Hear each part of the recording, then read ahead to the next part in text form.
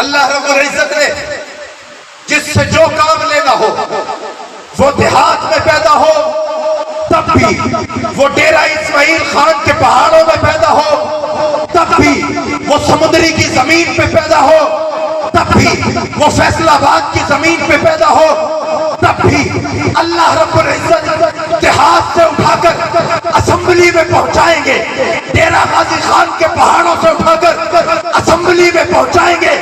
وجہ یہ ہے اللہ کو بندے عزیز نہیں، نبی کی صفات عزیز ہے۔ اللہ کو چہرے عزیز نہیں، حبشے کا کالا بلال عزیز ہے۔ چلتے رہیں گے، پڑھتے رہیں گے، ختم نبوت کا دفاع قبر کی پتال تک کرتے رہیں گے انشاءاللہ۔ الحمدللہ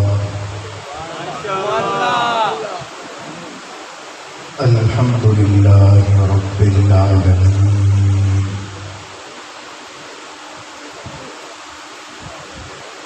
والصلاة والسلام على سید الانبیاء والمرسلین وعلى آلہ وأصحابہ ومن تبعهم أجمعین۔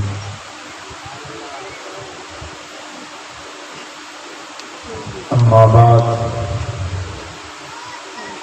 فاعوذ باللہ من الشیطان الرجیم،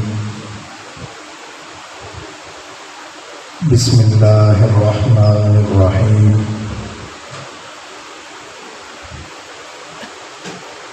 قال اللہ تعالی فی القرآن المجید والفرقان الحمید، محمد رسول اللہ والذین معہ اشداء علی الکفار رحماء بینہم۔ صدق اللہ العظیم وصدق رسولہ النبی الکریم، ونحن على ذلك من الشاهدين والشاكرين، والحمد لله رب العالمين۔ درود شریف پڑھنے کی سعادت حاصل کریں۔ اللہم صلی علی سیدنا مولانا محمد وعلى آل محمد كما صليت على إبراهيم وعلى آل إبراهيم إنك حميد مجيد۔ اللهم بارك على محمد وعلى آل محمد كما باركت على إبراهيم وعلى آل إبراهيم إنك حميد مجيد۔ جو کام تھا وہ کام ہے، وہ کام رہے گا۔ جو کام تھا وہ کام ہے، وہ کام رہے گا۔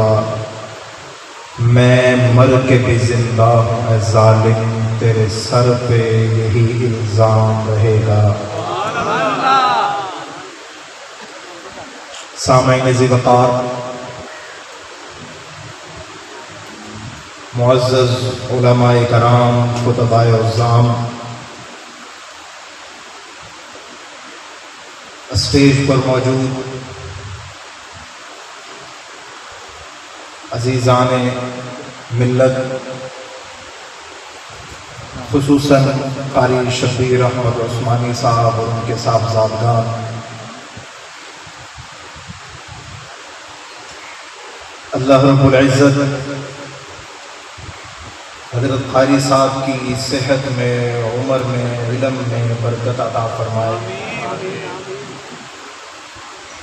اور ان کے لگائے ہوئے اس گلستان کو اللہ رب العزت مزید ترقیاں عطا فرمائے۔ میرے سامنے تشریف فرما نوجوان، بزرگ، باعزت دھرتی کے باعزت واسیوں، ختم نبوت کے عنوان سے آج آپ حضرات سے گفتگو کرنے کا موقع ملا ہے. دعا ہے کہ اللہ رب العزت حق سچ کہنے کی توفیق عطا فرمائے اور اس کے بعد ہم سب کو اس پر عمل پیرا ہونے کی بھی توفیق عطا فرمائے. سامعین ذی وقار، اس دنیا میں سب سے عزت والی اگر کوئی ہستی ہے جو انسانوں میں ہو تو سب سے پہلے انبیاء علیہم الصلاۃ والتسلیم ہے کہ جن کی عزت کا مقابلہ کوئی انسان نہیں کر سکتا.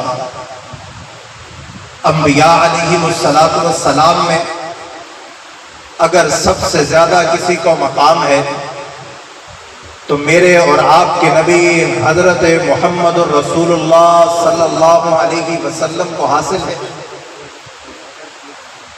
آپ علیہ الصلاۃ والسلام کی دو قسم کی صفات ہیں. ایک آپ علیہ الصلاۃ والسلام کی ذات مبارکہ، یہ بھی آپ علیہ الصلاۃ والسلام کے لیے، امت کے لیے ایک رحمت کا باعث ہے.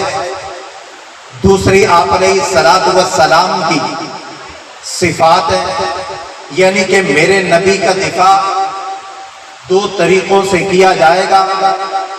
ایک میرے نبی کی ذات کا دفاع ہوگا، دوسرا میرے نبی کی صفات کا دفاع ہوگا. اب ہم دیکھتے ہیں کہ جنہوں نے نبی کی ذات کا دفاع کیا ہے، اللہ نے اور اللہ کے نبی نے ان کو کیسا چمکایا ہے. جنہوں نے نبی کی صفات کا دفاع کیا ہے، اللہ نے ان کو کیسے چمکایا ہے. نبی نے ان کے لیے کیا بشارتیں سنائی ہیں. آپ علیہ الصلاۃ والسلام کی ذات کا مطلب کیا ہے؟ آپ علیہ الصلاۃ والسلام کا وہ وجود جو آپ علیہ الصلاۃ والسلام کے ساتھ تھا، آج بھی اسی وجود کے ساتھ مدینہ کی جنت میں آپ علیہ الصلاۃ والسلام موجود ہیں. آپ کی صفات کیا ہے؟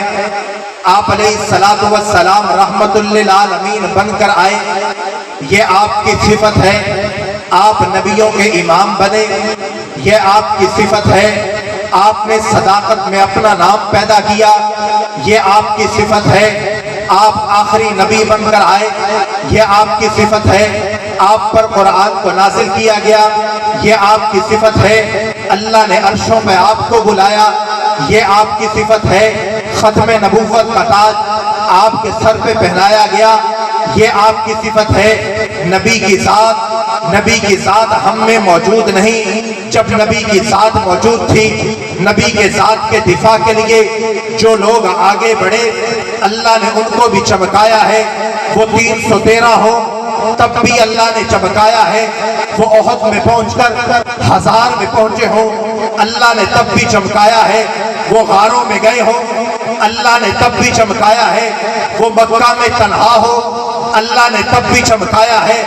حالات بدلتے رہے، نبی کی صفت کو بچانے کے لیے اگر میدان میں عطا اللہ شاہ بخاری آیا ہے، اللہ نے اسے بھی چمکایا ہے. نبی کی صفت کو بچانے کے لیے، ختم نبوت کے دفاع کے لیے اگر کوئی ایک عام گھر کا آیا ہے، اللہ نے اسے بھی چمکایا ہے. آج آپ ختم نبوت کانفرنس میں آئے ہیں، اللہ نے آپ کی شان کو بھی دوسروں سے علیحدہ کر دیا.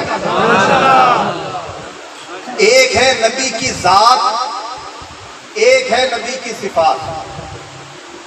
آپ علیہ الصلاۃ والسلام کی ذات، آپ علیہ الصلاۃ والسلام جس وجود کے ساتھ مکہ میں تشریف لے کر آئے، یہ آپ کی ذات ہے. آپ علیہ الصلاۃ والسلام نے جس زبان اطہر سے لا الہ الا اللہ کا اعلان کیا، یہ آپ کی ذات ہے. آپ علیہ الصلاۃ والسلام جس ذات کو لے کر بیت اللہ میں گئے، یہ آپ کی ذات ہے. آپ علیہ الصلاۃ والسلام نے احد میں جا کر جس کو زخمی کروایا ہے، یہ آپ کی ذات ہے. جس کا دفاع آپ کی ذات نے کیا ہے، اللہ نے اس کو بھی چمکایا ہے. بیت اللہ کے سامنے بیٹی پانی لے کر آئی, پانی سے چہرے کو دھویا گیا. آپ کی بیٹی کو بھی جنت کی عورتوں کا سردار بنایا گیا ہے. جب بیت اللہ کے سامنے آپ علیہ السلام پہ حملہ ہوا ہے, دفاع کے لیے ابو بکر صدیق آیا ہے, اللہ نے ابو بکر صدیق کو بھی چمکایا.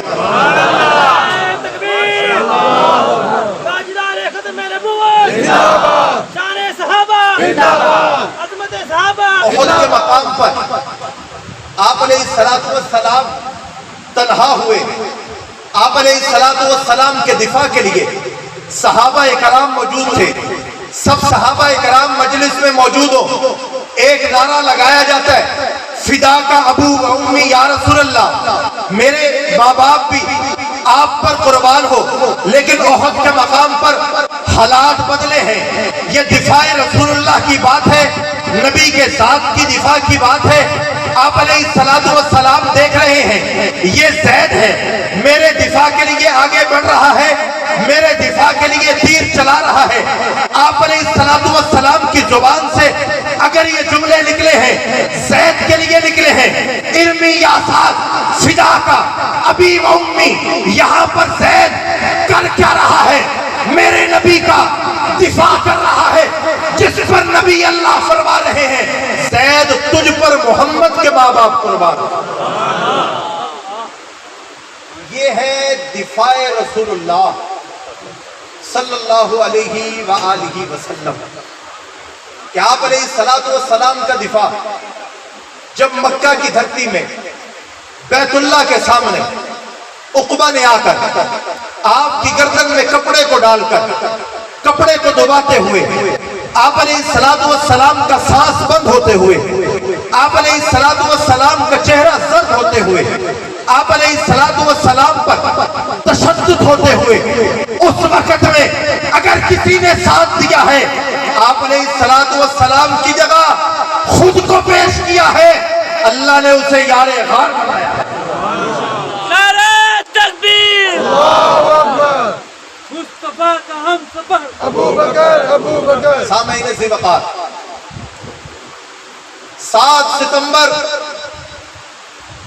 1974 کو آج کے دن تک ہم اس بات کو دیکھتے ہیں, علماء کرام نے, مفتیان عظام نے, اسمبلی کے ممبروں نے اگر کوئی کام کیا ہے آج تک اس کو خراج تحسین پیش کی جاتی ہے.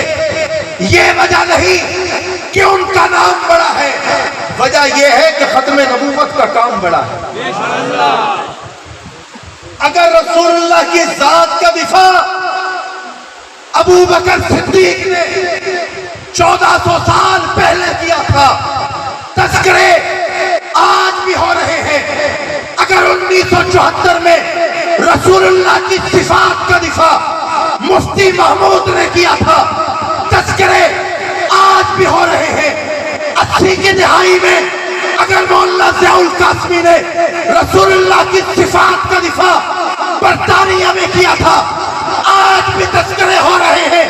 جب تک میرے نبی کی ذات رہے گی, میرے نبی کی صفات رہے گی, تذکرے بھی باقی ہوتے رہیں گے. تاجدار ختم نبوت تاجدار ختم نبوت. آپ علیہ السلام کی ساتھ پانے والے دو حضرات ہیں. ایک کو جماعت صحابہ کرام کہتے ہیں, دوسرے کو اہل بیت عظام کہتے ہیں. صحابہ کرام کس کو کہا جاتا ہے, اہل بیت عظام کس کو کہا جاتا ہے؟ اس کا آسان ترجمہ کیا جائے, سمجھنے کے لیے آسان ہے. صحابہ در والوں کو کہتے ہیں, اہل بیت گھر والوں کو کہتے ہیں, جو ان سے جڑا رہے ان کو اہل سنت والجماعت کہتے ہیں. سامعین ذی وقار, حضرات صحابہ کرام کا احترام, اس کی سب سے بنیادی وجہ رسول اللہ کا دفاع ہے. سیدنا ابو بکر صدیق کا دوہا محبت و احترام اگر کسی وجہ سے ہے، ایک وجہ سے ہے، 7 ستمبر کو اسمبلی نے جنہوں نے ختم نبوت کا دفاع کیا، ہم ان کا احترام کرتے ہیں۔ ابو بکر صدیق نے دفاع کر کے بتایا ہے ختم نبوت کے نام پہ صحابہ کو قربان کیا جا سکتا ہے، ختم نبوت کو تنہا نہیں چھوڑا جا سکتا۔ نعرہ تکبیر، تاج و تخت ختم نبوت، تاج و تخت ختم نبوت، مصطفیٰ کا ہم سفر، مصطفیٰ کا ہم سفر، گلی گلی نگر نگر، نعرہ تکبیر۔ سامعین سے وقار، بعض چیزیں بعض کے نصیب میں ہوتی ہیں، بعض بد نصیبوں کے نصیب میں کچھ نہیں ہوا کرتا۔ قاری شبیر احمد عثمانی صاحب یہاں پر تذکرہ کر رہے تھے کہ کچھ لوگ ایک عرصے سے تنگی پیدا کرنا چاہتے ہیں، ان کے نصیب میں تنگی ہے، آپ کے نصیب میں کشادگی ہے۔ اللہ رب العزت نے جس سے جو کام لینا ہو، وہ دیہات میں پیدا ہو تب بھی، وہ ڈیرہ اسماعیل خان کے پہاڑوں میں پیدا ہو تب بھی، وہ سمندری کی زمین پہ پیدا ہو تب بھی، وہ فیصل آباد کی زمین پہ پیدا ہو تب بھی، اللہ رب العزت دیہات سے اٹھا کر اسمبلی میں پہنچائیں گے، ڈیرہ غازی خان کے پہاڑوں سے اٹھا کر اسمبلی میں پہنچائیں گے۔ وجہ یہ ہے اللہ کو بندے عزیز نہیں، نبی کی صفات عزیز ہے۔ اللہ کو چہرے عزیز نہیں، حبشے کا کالا بلال عزیز ہے۔ چلتے رہیں گے، پڑھتے رہیں گے، ختم نبوت کا دفاع قبر کی پتال تک کرتے رہیں گے انشاءاللہ۔ اور قائدین نے جاتے جاتے حملے برداشت کرتے کرتے یہ کہا تھا، ہم رہے نہ رہے، ہماری زندگی میں ہو نہ ہو، آج ہو نہ ہو، لیکن ایک دن آئے گا جب یہ چیزیں آئیں گی۔ بتائیے فتح مکہ کو یاسر تو نہ دیکھ سکا، فتح مکہ کو حضرت سمیہ جو ٹکڑے ہوئی وہ تو نہ دیکھ پائی، فتح مکہ کو جن لوگوں نے آگ سے اپنے جسم کو چھلنی کروایا وہ تو نہ دیکھ سکے، لیکن نظریہ پہنچا کہ نہیں پہنچا؟ اللہ کے نبی جس علاقے سے تنہائی سے نکلے اس علاقے میں فتح بن کر واپس آئے کہ نہ آئے؟ کسی کے نصیب میں خون دینا ہوتا ہے، وہ اپنا کام کر کے آگے بڑھ جاتا ہے، کسی کے نصیب میں اللہ نے جھنڈے کو بلند کرنا رکھا ہوتا ہے۔ ہمارے استاد محترم فرمایا کرتے تھے، بیٹا ہم بڑے نہ تھے، بڑوں کی موت نے ہمیں بڑا بنا دیا۔ سامعین ذی وقار، رات کے ایک پہر میں مسجد حق نواز شہید میں ایک شخص داخل ہوتا ہے، وہ کہتا ہے کہ اس مسجد کے امام کو میں ملنا چاہتا ہوں، اس مسجد کے امام سے ملاقات کرنا چاہتا ہوں۔ رات کے اس پہر میں ساتھی اس کو حضرت کے گھر کی طرف لے کے جاتے ہیں، دیکھتے ہیں کہ لائٹ تو جل رہی ہے، محسوس یہ ہو رہا ہے کہ جاگ رہے ہوں گے۔ دروازے پہ دستک دی، دروازہ نہیں کھلا، ساتھ میں بیٹھک کھلی ہے، دروازہ کھلا ہے، آنکھوں سے آنسو جاری ہے۔ پوچھا بتائیے کیا معاملہ ہے؟ کہا آگے بڑھ، تجھے اپنی تکلیف بتاتا ہوں۔ کہا بتائیے آپ کے لیے کوئی آسانی کا سامان پیدا کر سکوں؟ کہا ہاں کر سکتا ہے، ضرور کر۔ ایک پریشانی ہے، یہ نبی کی لاڈلی عائشہ ہے، اس پہ بکنے والا یہ ہے، اس کی بدزبانی پڑھ کے رات کی تنہائی میں حق نواز رو رہا ہے۔ اگر تکلیف دور کر سکتا ہے کر، پاکستان کی اسمبلی سے عائشہ کے تحفظ کے لیے نظام بنا، آج قانون بنا ہے، اس کے پیچھے حق نواز کا آنسو ہے، اس کے پیچھے اعظم طارق کا خون موجود ہے۔ اگر یہ کام ہو رہا ہے تو یہ کام آج والوں نے تو کیا ہی کیا ہے، انہوں نے بھی کیا ہے جنہوں نے رات کے تنہائی میں الٹا لٹک کے مارے کھائے۔ خبر پہنچی جاتی کہ آپ کے مولوی صاحب فلاں گلی میں پڑے ہیں، اٹھانا ہے اٹھا لیں، نہیں تو ایک بیل پر اسپتال سے ایمبولینس آئے گی، اٹھا کے لے جائے گی۔ اطلاع دی جاتی کہ اعظم طارق کو ذبح کرنے کے لیے لے گئے ہیں،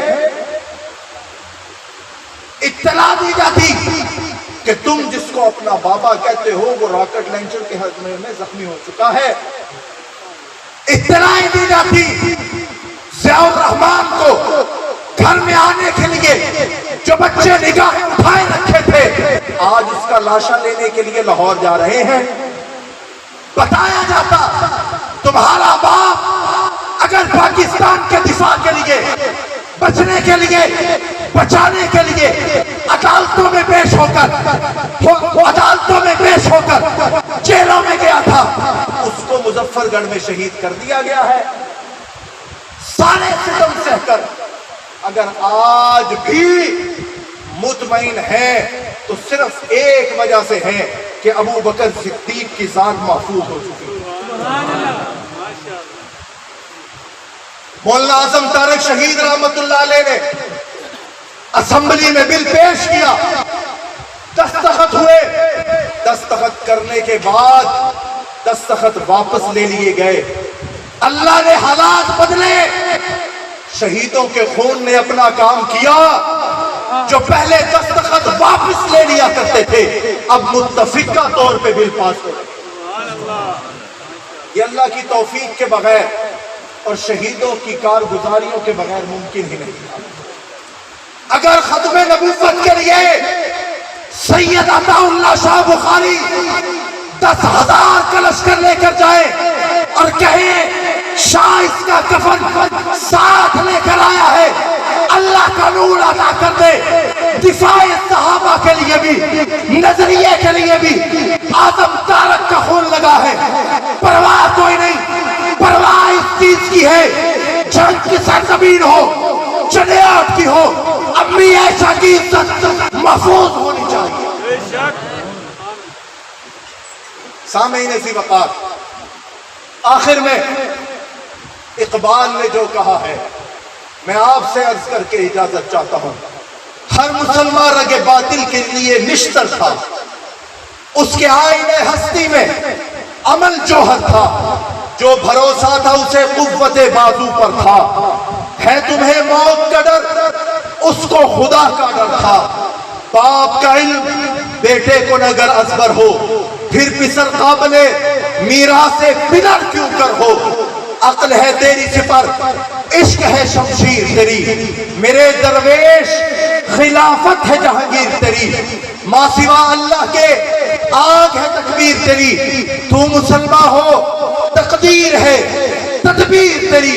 کی محمد سے وفا تو نے تو ہم تیرے ہیں، کی اصحاب محمد سے وفا تو نے تو ہم تیرے ہیں۔